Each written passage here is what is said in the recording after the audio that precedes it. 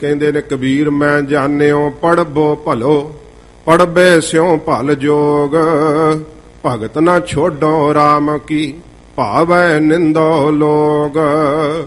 ਕਬੀਰ ਸਾਹਿਬ ਜੀ ਨੇ ਕਿਹਾ, ਕਹਿੰਦੇ ਮੇਰੇ ਖਿਆਲ ਦੇ ਵਿੱਚ ਕਬੀਰ ਜੀ ਕਹਿੰਦੇ ਜੋ ਸਾਡਾ ਮਤਵ ਹੈ, ਮੈਂ ਜਾਣਿਓ ਪੜਬੋ ਭਲੋ, ਕਹਿੰਦੇ ਮੈਂ ਜਾਣਿਆ ਕਿ ਪੜ੍ਹਨਾ ਲਿਖਣਾ ਚੰਗਾ। ਉਹ ਪੜ੍ਹਿਆ ਲਿਖਿਆ ਬੜਾ ਖੁਸ਼ ਹੋਇਆ, ਕਹਿੰਦਾ ਦੱਸਿਆ ਨਹੀਂ ਸੀ ਤੁਹਾਨੂੰ ਕਿ ਕਬੀਰ ਜੀ ਨੇ ਮੇਰੀ ਹਾਮੀ ਭਰਨੀ।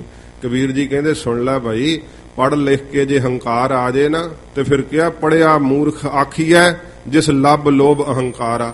ਜੇ ਪੜ੍ਹ ਲਿਖ ਕੇ ਮੁਕਤੀ ਹੁੰਦੀ ਤਾਂ ਰਾਵਣ ਸਾਧ ਸੰਗਤ ਜੀ ਉਹਨੇ ਆਪਣੀ ਭਾਸ਼ਾ ਵਿੱਚ ਉਹ ਵੇਦਾਂ ਦਾ ਟੀਕਾ ਕੀਤਾ ਸੀ। ਜੁਜਰ ਵੇਦ ਦਾ ਰਾਵਣ ਦਾ ਕੀਤਾ ਹੋਇਆ ਟੀਕਾ ਅੰਬਾਲੇ ਸ਼ਹਿਰ ਵਿੱਚ ਸਾਧ ਸੰਗਤ ਜੀ ਸ੍ਰੀਮਾਨ ਸੰਤ ਗਿਆਨੀ ਗੁਰਬਚਨ ਸਿੰਘ ਜੀ ਮਹਾਂਪੁਰਖਾਂ ਜ਼ਿਕਰ ਕੀਤਾ ਕਿ ਦਾਸ ਨੇ ਦਰਸ਼ਨ ਕੀਤੇ ਸੀ ਜੁਜਰ ਵੇਦ ਦੇ ਟੀਕੇ ਦੇ, ਜਿਹੜਾ ਰਾਵਣ ਦੇ ਹੱਥ ਦਾ ਕੀਤਾ ਹੋਇਆ ਟੀਕਾ ਸੀਗਾ। ਇਸ ਪ੍ਰਕਾਰ ਉਹਨਾਂ ਜ਼ਿਕਰ ਕੀਤਾ ਤੇ ਏਡਾ ਵੱਡਾ ਸਾਧ ਸੰਗਤ ਜੀ ਵਿਦਵਾਨ ਹੋ ਕਰਕੇ ਫਿਰ ਮੂਰਖ ਹੀ ਨਿਕਲਿਆ ਨਾ ਜਦੋਂ ਪਰਾਈ ਔਰਤ ਦੇ ਉੱਤੇ ਹੱਥ ਪਾਇਆ ਜਾ ਕਰਕੇ। ਇਸ ਕਰਕੇ ਮਹਾਰਾਜ ਨੇ ਉਹਨੂੰ ਕਿਹਾ ਕਿ ਲੰਕਾ ਗੜ ਸੋਇਨੇ ਕਾ ਭਇਆ ਮੂਰਖ ਰਾਵਣ ਕਿਆ ਲੈ ਗਿਆ। ਇਸ ਕਰਕੇ ਉਹ ਪੜ੍ਹਿਆ ਲਿਖਿਆ ਵੀ ਮੂਰਖ ਹੀ ਦੱਸਿਆ ਹੈ, ਕਿਉਂਕਿ ਇਸ ਵਿਦਿਆ ਦੇ ਪੜ੍ਹਨ ਨਾਲ ਤਾਂ ਸ਼ਾਂਤੀ ਆਉਣੀ ਚਾਹੀਦੀ ਸੀ ਨਾ। ਜਦੋਂ ਵਿਦਿਆ ਪੜ੍ਹ ਕੇ ਹੰਕਾਰ ਆ ਜਾਂਦਾ ਹੈ ਉਦੋਂ ਇਹ ਵਿਦਿਆ ਅੰਮ੍ਰਿਤ ਦਾ ਕੰਮ ਨਹੀਂ ਕਰਦੀ, ਫਿਰ ਜ਼ਹਿਰ ਦਾ ਕੰਮ ਕਰਦੀ। ਇਹ ਅੰਮ੍ਰਿਤ ਹੈ ਪਰ ਸਾਧ ਸੰਗਤ ਜੀ ਹੁਣ ਗ੍ਰਹਿਣ ਕਰਨ ਵਾਲੇ ਦੇ ਵਿੱਚ ਹੈ ਨਾ।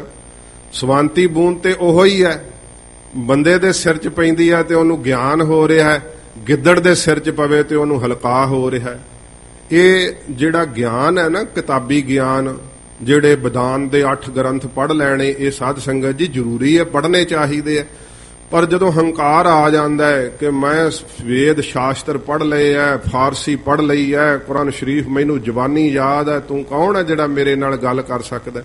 ਵਿਦਿਆ ਦਾ ਤਾਂ ਪੜ੍ਹ ਕੇ ਨਿਰਮਾਣਤਾ ਆਉਣੀ ਚਾਹੀਦੀ ਸੀ, ਗੁਣ ਆ ਗਏ ਤੇ ਝੁਕ ਜਾਣਾ ਚਾਹੀਦਾ ਸੀ। ਜੇ ਅਹੰਕਾਰ ਨਾਲ ਸਗੋਂ ਆਕੜ ਗਿਆ, ਸਮਝ ਲਓ ਕਿ ਉਹ ਗਿਆਨ ਨੇ ਸਾਧ ਸੰਗਤ ਜੀ ਅੰਦਰ ਜਿਹੜਾ ਜ਼ਹਿਰ ਵਾਲਾ ਕੰਮ ਸ਼ੁਰੂ ਕਰ ਦਿੱਤਾ ਕਿ ਮੇਰੇ ਬਰਾਬਰ ਕੌਣ ਹੈ। ਇਹ ਸਤਿਗੁਰੂ ਜੀ ਕਹਿੰਦੇ ਦੱਸੋ ਫਿਰ ਇਹ ਜਿਹੜੀਆਂ ਸਹਿਸ ਸਿਆਣਪਾਂ ਲੱਖ ਹੋਏ। ਮਹਾਰਾਜ ਕਹਿੰਦੇ ਕਿੰਨੀਆਂ ਹਜ਼ਾਰਾਂ ਲੱਖਾਂ ਹੀ ਹੋਣ ਸਿਆਣਪਾਂ ਤੇ ਸਾਧ ਸੰਗਤ ਜੀ ਇਹ ਪ੍ਰਲੋਕ ਤੱਕ ਜਿਹੜੀਆਂ ਹਾਮੀ ਭਰ ਸਕਦੀਆਂ ਨਹੀਂ। ਇਹ ਚੱਲ ਇੱਥੇ ਹੀ ਨਹੀਂ ਸ਼ਾਂਤੀ ਦਿੰਦੀਆਂ। ਫਿਰ ਉਹ ਕਬੀਰ ਜੀ ਨੂੰ ਜਿਹੜਾ ਜੋਗੀ ਸੀ ਨਾ, ਉਹ ਕਹਿਣ ਲੱਗਾ ਲੈ ਮੈਂ ਤੁਹਾਨੂੰ ਆਖਿਆ ਸੀ ਨਹੀਂ। ਕਬੀਰ ਜੀ ਨੇ ਕਿਹਾ ਕਿ ਪੜ੍ਹਬੇ ਸਿਉ ਭਲ ਜੋਗ, ਪੜ੍ਹਨ ਲਿਖਣ ਨਾਲੋਂ ਜੋਗ ਕਮਾਉਣਾ ਚੰਗਾ। ਕਬੀਰ ਜੀ ਕਹਿੰਦੇ ਯੋਗੀ ਅਸੀਂ ਇਹ ਠੀਕ ਕਹਿੰਦੇ ਆ ਕਿ ਪੜ੍ਹ ਕੇ ਜੇ ਹੰਕਾਰ ਕਰਨਾ ਤੇ ਕਾਹਨੂੰ ਫਿਰ ਪੜ੍ਹਨਾ, ਤੇ ਫਿਰ ਇਹ ਜੋਗ ਕਮਾ ਲੈਣਾ ਹੀ ਚੰਗਾ। ਤੇ ਕਬੀਰ ਜੀ ਕਹਿੰਦੇ ਪਰ ਸਾਡਾ ਸਿਧਾਂਤ ਹੋਰ ਹੈ। ਉਹ ਕਹਿਣ ਲੱਗਾ ਮਹਾਰਾਜ ਕੀ ਹੈ। ਕਬੀਰ ਜੀ ਕਹਿੰਦੇ ਸਾਡਾ ਸਿਧਾਂਤ ਤੇ ਭਾਈ ਪ੍ਰੇਮਾ ਭਗਤੀ ਦਾ ਹੈ, ਯੋਗ ਸਾਧਨਾ ਦੇ ਨਾਲੋਂ ਵੀ ਉੱਪਰ ਹੈ ਕਿ ਪ੍ਰੇਮ ਨਾਲ ਸ਼ਬਦ ਦੀ ਕਮਾਈ ਕਰਨੀ ਚਾਹੀਦੀ ਹੈ। ਇਸ ਕਰਕੇ ਅਸੀਂ ਕਹਿੰਦੇ ਆ ਕਿ ਭਗਤ ਨਾ ਛੋਡੋ RAM ਕੀ ਭਾਵੇਂ ਨਿੰਦੋ ਲੋਕ। ਭਾਵੇਂ ਸਾਰੇ ਲੋਕ ਕਹੀ ਜਾਣ ਕਿ ਕਬੀਰ ਅਨਪੜ੍ਹ ਵੈ, ਇਹਨੂੰ ਕੱਖ ਨਹੀਂ ਆਉਂਦਾ, ਤੇ ਜੋ ਮਰਜ਼ੀ ਕਹੀ ਜਾਣ, ਮੈਂ ਵਾਹਿਗੁਰੂ ਦੀ ਭਗਤੀ ਨਹੀਂ ਪਰਮੇਸ਼ਰ ਦੀ ਛੱਡਣੀ। ਤੇ ਚਾਹੇ ਇਹ ਲੋਕ ਕਹਿੰਦੇ ਸੀਗੇ ਕਬੀਰ ਸਾਹਿਬ ਜੀ ਅਨਪੜ੍ਹ ਵੈ, ਭਾਵੇਂ ਕਬੀਰ ਸਾਹਿਬ ਕਦੇ ਪਾਠਸ਼ਾਲਾ 'ਚ ਨਹੀਂ ਗਏ ਸਾਧ ਸੰਗਤ ਜੀ, ਪਰ ਕਬੀਰ ਸਾਹਿਬ ਜੀ ਨੇ ਉਸ ਵਕਤ ਦੇ ਸਾਰੇ ਬ੍ਰਾਹਮਣ ਨਿਰੁੱਤਰ ਕਰ ਦਿੱਤੇ ਸੀ। ਕਿਸੇ ਨੂੰ ਕਬੀਰ ਸਾਹਿਬ ਦੇ ਸਾਹਮਣੇ ਗੱਲ ਨਹੀਂ ਸੀ ਆਉਂਦੀ। ਤੇ ਕਬੀਰ ਸਾਹਿਬ ਦੀ ਬਾਣੀ ਜਿਹੜੀ ਹਜੂਰ ਨੇ ਦਰਜ ਕੀਤੀ ਹੈ ਨਾ, ਇੰਨੀ ਮਹਿੰਗੀ ਬਾਣੀ ਹੈ ਸਾਧ ਸੰਗਤ ਜੀ, ਪੜਨ ਲੱਗਿਆਂ ਬੜੀ ਵਾਰ ਅਰਥ ਵਾਚਣੇ ਪੈਂਦੇ ਆ। ਮਹਿੰਗੀ ਬਾਣੀ ਹੈ ਕਬੀਰ ਸਾਹਿਬ ਦੀ, ਜੋ ਇਸ ਪ੍ਰਕਾਰ 52 ਅੱਖਰੀ ਕਬੀਰ ਸਾਹਿਬ ਜੀ ਦੀ ਬਾਣੀ ਆਉਂਦੀ ਹੈ ਸਾਧ ਸੰਗਤ ਜੀ, ਬੜੀ ਮਹਿੰਗੀ ਬਾਣੀ ਉਚਾਰਨ ਕੀਤੀ ਹੋਈ ਹੈ। ਪੜਨ ਮਾਤਰ ਸੇ ਵੀ ਮਹਿੰਗੀ ਹੈ, ਅਰਥਾਂ ਦੇ ਮਾਤਰ ਸੇ ਵੀ ਬੜੀ ਮਹਿੰਗੀ ਹੈ। ਫਿਰ ਕੀ ਗੱਲ, ਕਬੀਰ ਸਾਹਿਬ ਜੀ ਦੇ ਕੋਲ ਤਾਂ ਸੰਸਾਰ ਦੀ ਵਿਦਿਆ ਹੈ ਨਹੀਂ ਸੀ ਕੋਈ ਵੀ, ਪਰ ਅਨੁਭਵੀ ਗਿਆਨ ਅੰਦਰ ਪ੍ਰਗਟ ਹੋ ਗਿਆ ਸੀ, ਜਿਹੜਾ ਨਾਮ ਦੇ ਨਾਲ ਮਹਾਰਾਜ ਕਹਿੰਦੇ ਪ੍ਰਾਪਤ ਹੁੰਦਾ ਹੈ, ਜਿਹਦੇ ਅੱਗੇ ਸਾਰੀ ਵਿਦਿਆ ਹੀ ਆ ਕਰਕੇ ਅੰਦਰ ਸੰਪੂਰਨ ਹੋ ਜਾਂਦੀ ਹੈ। ਹਜੂਰ ਕਹਿੰਦੇ ਭਾਈ ਜਿੰਨੀਆਂ ਮਰਜ਼ੀ ਸਿਆਣਪਾਂ ਹਜ਼ਾਰਾਂ ਤੇ ਲੱਖਾਂ ਹੀ ਜਿਹੜੀਆਂ ਕੋਲ ਹੋਣ, ਤਾਂ ਇੱਕ ਨਾ ਚੱਲੈ ਨਾਲ, ਇੱਕ ਵੀ ਮਹਾਰਾਜ ਕਹਿੰਦੇ ਭਾਈ ਨਾਲ ਨਹੀਂ ਨਿਭਦੀ, ਨਾਲ ਨਹੀਂ ਚੱਲਦੀ ਹੈ। ਸੱਚੇ ਪਾਤਸ਼ਾਹ ਜੀ ਮਹਾਰਾਜ ਕਹਿੰਦੇ ਆ ਕਿ ਇਹ ਮਨ ਚੰਚਲਾ ਚਤੁਰਾਈ ਕਿਨੇ ਨਾ ਪਾਇਆ। ਇਹ ਚਲਾਕੀਆਂ ਦੇ ਨਾਲ ਸਿਆਣਪਾਂ ਦੇ ਨਾਲ ਕਿਸੇ ਵੀ ਮੇਰੇ ਵਾਹਿਗੁਰੂ ਨੇ ਨਹੀਂ ਪਾਇਆ। ਮਹਾਰਾਜ ਸੱਚੇ ਪਾਤਸ਼ਾਹ ਜੀ ਕਹਿੰਦੇ ਨੇ ਭੋਲੇ ਭਾਏ ਮਿਲੇ ਰਘੁਰਾਇਆ। ਭਾਈ ਜਦੋਂ ਭੋਲਾ ਭਾ ਹੋਵੇ ਨਾ, ਨਿਰਛਲ ਸੁਭਾਅ ਹੋਵੇ, ਤੇ ਫਿਰ ਵਾਹਿਗੁਰੂ ਜੀ ਅੰਦਰ ਸਾਖਿਆਤ ਹੋ ਜਾਂਦੇ ਐ। ਸੱਚੇ ਪਾਤਸ਼ਾਹ ਜੀ ਮਹਾਰਾਜ ਕਹਿੰਦੇ ਕਿੰਨੀਆਂ ਭਾਈ ਸਿਆਣਪਾਂ ਹੋ ਜਾਣ, ਚਤੁਰਾਈਆਂ ਹੋ ਜਾਣ, ਬੜੀ ਵਿਦਿਆ ਦਾ ਵਿਦਵਾਨ ਬਣ ਜਾਵੇ, ਤਾਂ ਵੀ ਮਹਾਰਾਜ ਕਹਿੰਦੇ ਭਾਈ ਜਿੰਨਾ ਚਿਰ ਅੰਦਰ ਭਾਵ ਭਗਤੀ ਨਹੀਂ ਪੈਦਾ ਹੋਈ, ਵਾਹਿਗੁਰੂ ਦੇ ਘਰ ਤੱਕ ਉਹ ਕੋਈ ਵੀ ਸਿਆਣਪ ਜਿਹੜੀ ਚਤੁਰਾਈ ਨਹੀਂ ਲਿਜਾ ਸਕਦੀ। ਸਚਿਆਰਾ ਹੋਈਐ। ਫਿਰ ਸੱਚੇ ਪਾਤਸ਼ਾਹ ਮਹਾਰਾਜ ਕਿਵੇਂ ਸਚਿਆਰ ਹੋਈਦਾ, ਆਪ ਕਿਰਪਾ ਕਰਕੇ ਦੱਸੋ ਕਿ ਕਿਵੇਂ ਮਹਾਰਾਜ ਉਸ ਸੱਚ ਤੱਕ ਪਹੁੰਚ ਸਕੀਦਾ ਹੈ। ਕੂੜਾ ਟੁੱਟੈ ਪਾਲ। ਤੇ ਕਿਵੇਂ ਮਹਾਰਾਜ ਅੰਦਰੋਂ ਜਿਹੜੀ ਕੂੜ ਦੀ ਪਾਲ ਕੰਧ ਵੈ ਜਾਂ ਇਸ ਪ੍ਰਕਾਰ ਵੱਟ ਵੈ, ਉਹ ਕਿਵੇਂ ਮਹਾਰਾਜ ਡਿੱਗ ਜਾਵੇ, ਕਿਵੇਂ ਅੰਦਰੋਂ ਝੂਠ ਦੀ ਨਿਵਰਤੀ ਹੋਵੇ। ਹੁਕਮ ਰਜਾਏ ਚੱਲਣਾ। ਸਤਿਗੁਰੂ ਜੀ ਕਹਿੰਦੇ ਜੋ ਮੇਰਾ ਵਾਹਿਗੁਰੂ ਰਾਜਾ ਦਾ ਮਾਲਕ ਹੈ, ਉਹਦੇ ਹੁਕਮ ਵਿੱਚ ਭਾਈ ਚੱਲਣਾ ਚਾਹੀਦਾ, ਉਹਦੀ ਆਗਿਆ ਵਿੱਚ ਚੱਲਣਾ ਚਾਹੀਦਾ, ਭਾਣਾ ਮਿੱਠਾ ਕਰਕੇ ਮੰਨਣਾ ਚਾਹੀਦਾ ਏ। ਨਾਨਕ ਲਿਖਿਆ ਨਾਲ।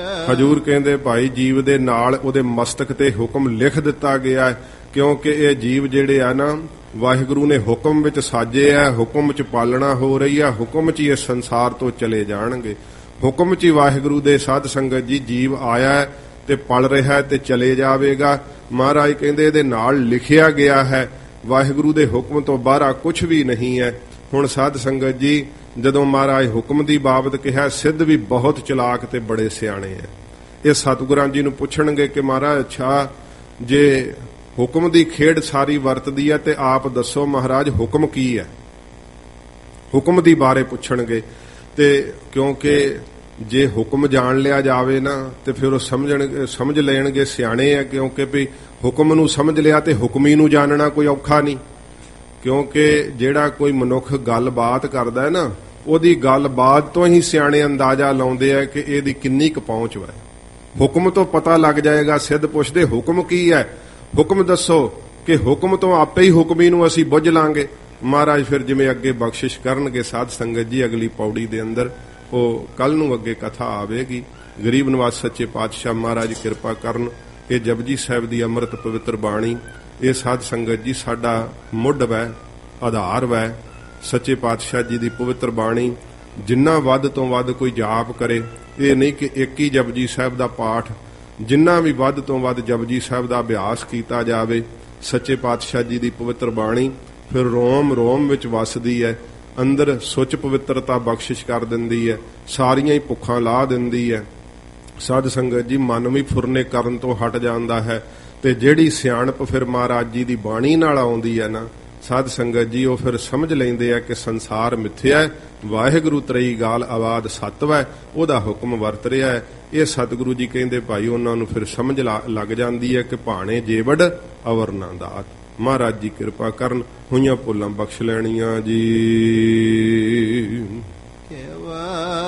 ਸਚਿਆਰਾ ਹੋਈਐ ਕਿਵ ਕੂੜਾ ਟੁੱਟੈ ਪਾਲ, ਹੁਕਮ ਰਜਾਈ ਚੱਲਣਾ,